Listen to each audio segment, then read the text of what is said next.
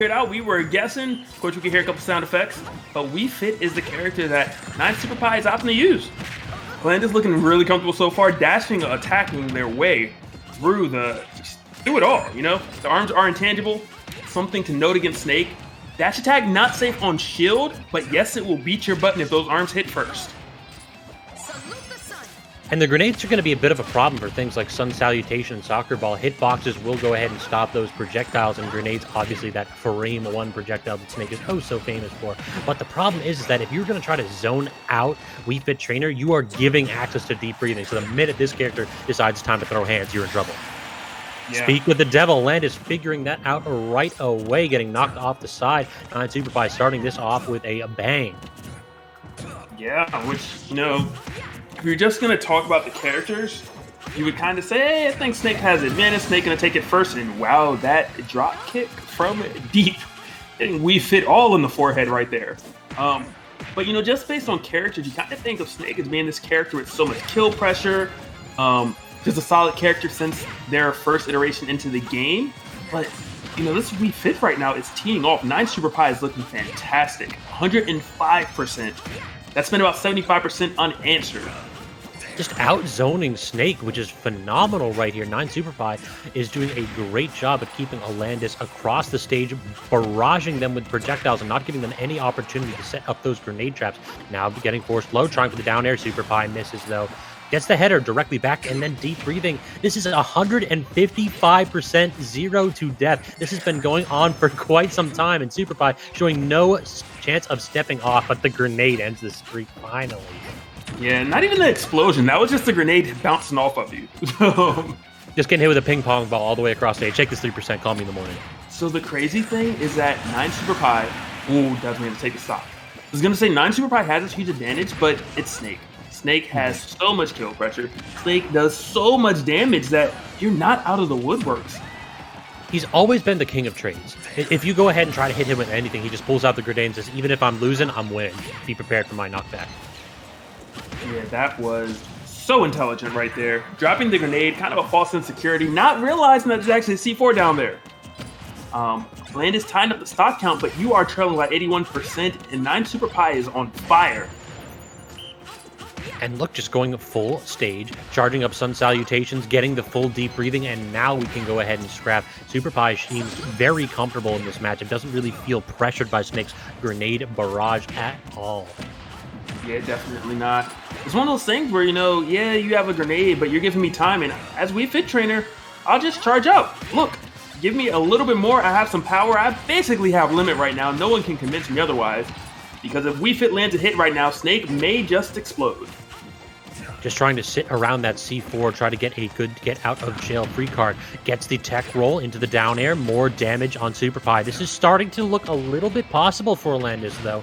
Already up to 65%. Super Pie gets deep breathing, though. This is a problem. Lead trapping situation. No, Cypher gets out of that. Yeah, and it's becoming more and more of a problem. 70% put on Nine Super Pie, 147 on our Alandis, but goodbye, my friend. Nine Super Pie finally finding that spike and taking that game. Aggressive off stage. Whenever Snake feels comfortable, they'll always try to recover low. If you can prove that you are aggressive, that you have the tools to challenge them when they go low, that's when it gets so much harder for Snake, when they have to go high, preemptively up B, and then rely on, say, B reverses and wave bounces of grenade and C4 to get them back to stage. If you let Alandis be comfortable, you are making a mistake. Nine Super Pie is showing that they have the presence of mind to chase this man down no matter how deep he goes. Definitely, and it worked out. I am about to give you guys just a quick little tip, because I see this all the time and it just happened to Nine Super Pie. If Snake has a grenade down and they grab you and do down throw, just roll into the grenade. Just do it. Just trust me. Until they prove otherwise. But generally the grenade, little, 8%, 10% is way better than the down air they're going to tech chase you with. The up tilt, the re-grab. They have so many options. And they're always expecting their opponents to just roll away from the grenade, because that's the immediate threat of danger. So just a little thing. First time, do it. And then if they catch on, then you can mix it up in this actual read. But initially, they're just like, we already know. They're going away from the grenade. Let me get that extra damage. Oh, it's so insane. I mean, you know how much damage down there does. It's bonkers. And it's a frame 23.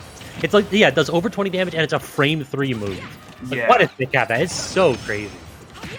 Look, I mean, it still wasn't enough, though. Let's be honest. 9 Super Pie won that one, so should have made it a frame 2 move, apparently. You know. Yeah, Also, it's out of shield. Like, that's the other thing. A lot of people forget that when you do something out of shield, you only have a 3-frame jump squat. So it's a frame 6 option that you have. It's just insane. incredible. I think that one of the things I would really like to see Alandis do is that Snake has a ton of burst options. You can play at mid-distance and prevent 9 Super Pie from getting this deep breathing. It feels like whenever 9 Super Pie gets limit, gets deep breathing, and is able to pressure Alandis at their own tempo, the match starts to go poorly. If Alandis goes ahead and tries to rely on things like dash attack, as well as like forward tilt and up tilt to pressure at mid-distance, you might have a little bit more success. Yeah, it's definitely true. And we'll see if they take that adjustment into account. Ooh, the grenade, okay. I'm wondering who's really going to get this first stock. Oh, Nikita, but the soccer ball saying no. Oh, Double up smash not quite working out. These headers are just perfectly timed by Super Pie. Every time Alandis wants to go ahead and do like a B reverse grenade with out of a short hop, he's just getting hit for it. And that aerial, my lord, deep breathing is nothing to mess with. it was the footstool first, doing somersaults over the opponent. You're just mad because I'm styling on you. And just everything 9 Super Pie is doing right now is beautiful.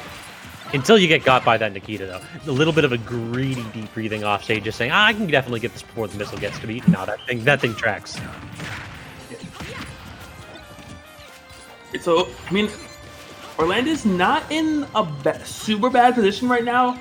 Yes, you're trailing, but it's only by, 60% or so. You're both on 2 stocks, plenty of time to play. You are, though, going to have to fight at some point. I know that you're Snake. I know you don't want to, but against this particular opponent, someone that's playing this evasive, you're not allowed to just sit back and run the whole time. They will make you pay for it. Yeah, you have to be ready to go ahead and punish this. And we're starting to see that now. He's not playing at full, massive screen distance. He's basically just charging up relatively close with those grenades and then just waiting for Super Pie to go ahead and pull out deep breathing. But active now, and Alandis has to go ahead and play a little bit more defensively, not trying to approach, get the full sun salutation to the face, has to use the double jump to avoid the header, but great grenade there. Super Pie can't go ahead and try for the down air again. That grenade was so good that Cypher connected afterwards. Back out of shield, not gonna do it. Fantastic DI from Orlandis right there. But gonna lose this stock either way. 75% put on the 9 Super Pie. You're pretty safe for another interaction. Up tilt's not gonna kill you yet. Yes, forward smash will, but when's the last time you've seen Snake kill with that option? I mean, Jalen made on the screen, so it's been a minute. See, and right there, you saw Orlandis actually try to run away thinking hey, my opponent's not gonna roll towards a grenade. And what happened? 9 Super Pie escaped for free. Smart stuff. There's the up tilt, not quite finishing up though. And this is the problem now that Super Pie can keep breathing. Sticky though. Yeah, that platform movement right there by Alandis. Great B reverse to go ahead and pop that C4 directly onto Super Pie. Even game. And then Nikita dropping down that whole time that 9 Super Pie was actually dead. Orlandis just shot the Nikita up as high as possible and got a little bit of extra damage now because of it.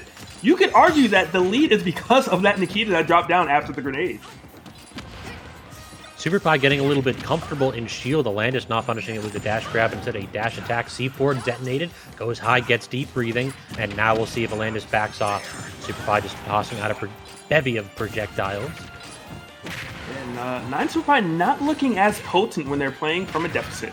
Down, a little over 40%, almost 50, and just Orlandis, a little aggressive right there. I wonder, was that the mistake? Should you not have taken that risk? You gave up stage control for it. You did manage to make it back, but you're still fishing with the up tilts, and 9 Super Pie fully prepared. This feels like the weakness of Snake as a character. Whenever they're at like 100 to 115%, you're just like, I just need to land this up tilt, and the game is over. I just need to land this up tilt. And when you fixate on that one option, you become linear, and now the lead evaporating as 9 Super Pie keeps up the aggression. That Cypher saving Alandis right there. Yeah, we are getting close to the grab kill range, so that is potentially an option that might come about shortly for Orlandis. That movement, he just ran in, just trying to force Super Pie into do anything but the Nikita. It looked like Super Pie tried to drop shield and jump, and Alandis had that option covered. Perfect angle on the Nikita. We're going to game 3. Yes, I don't think anyone saw that coming except Orlandis right there. Like, Yeah, I'm gonna just mosey on over and take that stock. Nikita trade all day.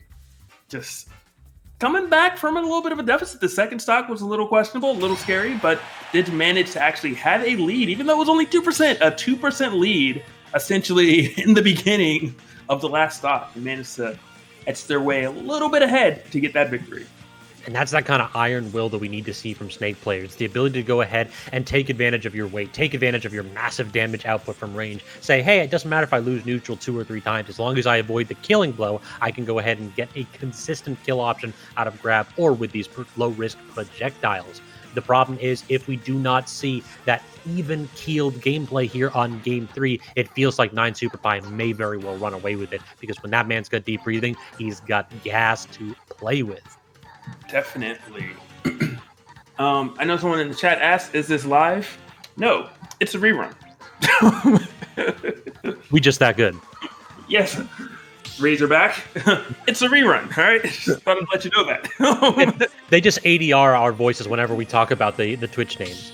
Like, and if you are watching this on YouTube, every Tuesday, Xanadu, twitch.tv/VGBootcamp, it will be live. We do it every single Tuesday. We do not skip a beat. You have 2 casters in the beginning of the event, and then when it gets to top 8, you have a different set of casters. Generally, it is 3 of us, me, J-Dog, plus one of our fantastic other talents that are here, which right now is Scabs, and I'm loving it.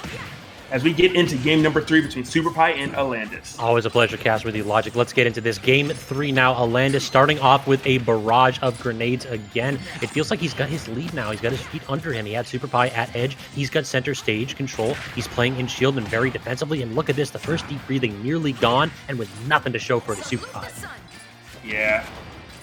And, you know, some changes have happened, and not working out for 9 Super Pie. Still trying to play kind of that evasive game plan, but as you can see, yes, stuff like that. Alandis is not playing that game anymore. Getting a little bit closer, not forcing their way in, you know, recklessly. Not just running in, but projectile, let me get a little closer. Now what am I going to do? Is it going to be a grab? Is it going to be a tilt? Is it going to be a dash attack? And it's only a small lead, but that lead is getting larger oh so quickly. And it feels like Super Pie keeps getting caught up by these C4s. Alandis using them phenomenally for stage control, but the Sun Salutation catches Alandis jumping, trying to go high. Super Pie had it covered, and now the lead back in this Wii Fit Trainer's court, but the C4 again! Yeah, and I mean, the equalizer is there. What can you say? It's like, I hope you got 20/20 vision, because if you can't catch this tiny speck ticking away, your stock might be taking an early exit. And Alandis being absolutely phenomenally tricky at hiding that hidden projectile, the secret killer. And I mean, that's honestly, I think that's actually been possibly the most successful way Alandis has been getting killed. Actually, is with that tricky placement of the C4. Hucker Ball very nearly setting a Super Pie up for the header of a lifetime.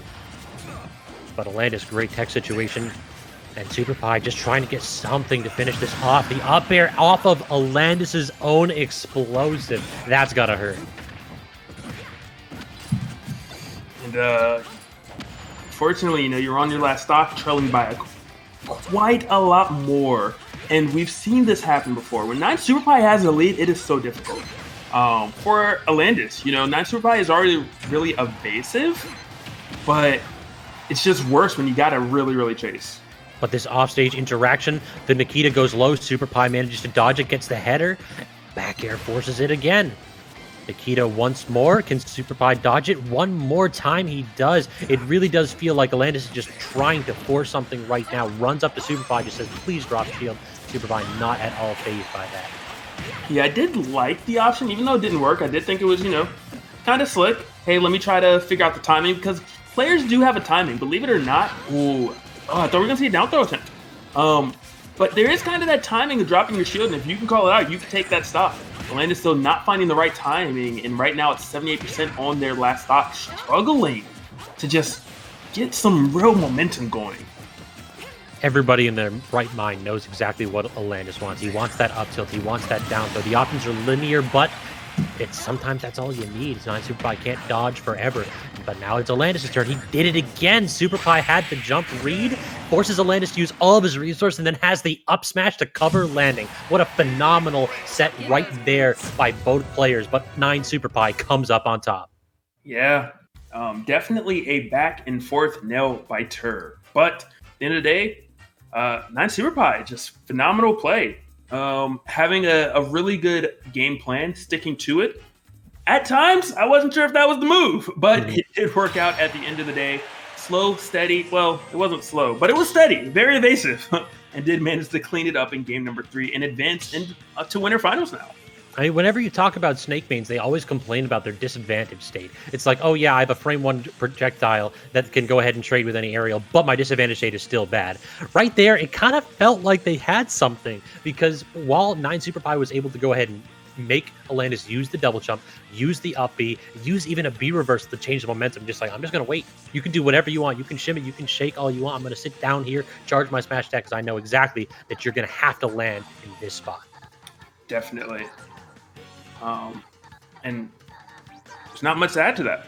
You know what I mean? You nailed it on the head. Piercing analysis, Logic. I mean, we've talked about the whatchamacallit, the podcast. We got to get that Facts and Logic podcast going one of these days. Well, let's do it. We're starting right. That's how I'm doing my next edit. All right, we'll figure it out. Snap change. Yeah, right. But I can't tell if an ad is being played for everyone or not, but hopefully you're subbed and you can still hear us right now. Throw some questions in the chat. How are you guys doing today? Tell us about your week. What did you do? Got a question for us? Let us know, because this podcast is Xanadu. Someone suggested, Gimmer did. He was like, it actually would be funny if you guys had like an overlay. So whenever it was podcast time, you guys just changed to it. And then someone edited it all together and put it on YouTube. Yeah, Vince. Oh, no, actually, we got Brig in the back end running the stream right now. We got to go ahead and get them in over there. Vince has moved